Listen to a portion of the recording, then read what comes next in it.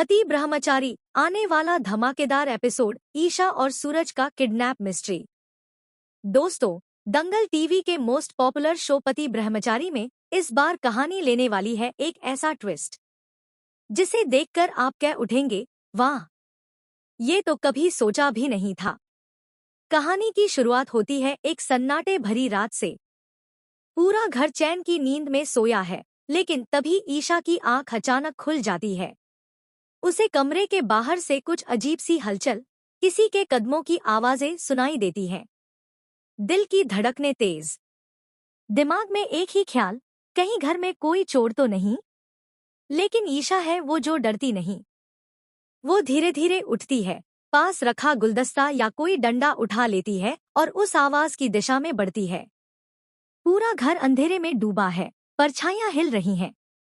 और तभी ईशा को दिखती है एक रहस्यमयी आकृति। वो समझती है कि वही चोर है और बिना कुछ सोचे पूरी हिम्मत के साथ उस पर झपट पड़ती है।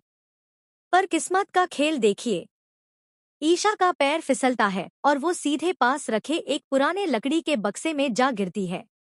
अब ट्विस्ट यहीं से शुरू होता है। जिसे ईशा ने चोर समझा था, वो असल में कोई और नहीं बल्कि सूरज होता है। वो भी उसी हलचल को देखने बाहर आया था। और जब वो ईशा पर गिरता है तो दोनों एक साथ उसी बक्से के अंदर फंस जाते हैं। बाहर से बक्से का ढक्कन धाम की आवाज के साथ बंद हो जाता है और एक क्लिक की आवाज के साथ लॉक भी। अब ईशा और सूरज एक छोटे से अंधेरे बक्से में कैद हो चुके हैं। पहले तो दोनों को समझ ही नहीं आता कि ये हुआ क्या। ईशा चीखती है, कौन है? दरवाजा खोलो। और तभी अंदर से सूरज की आवाज आती है, ईशा, तुम यहाँ क्या कर रही हो? अब दोनों को एहसास होता है कि वो बुरी तरह फंस चुके हैं।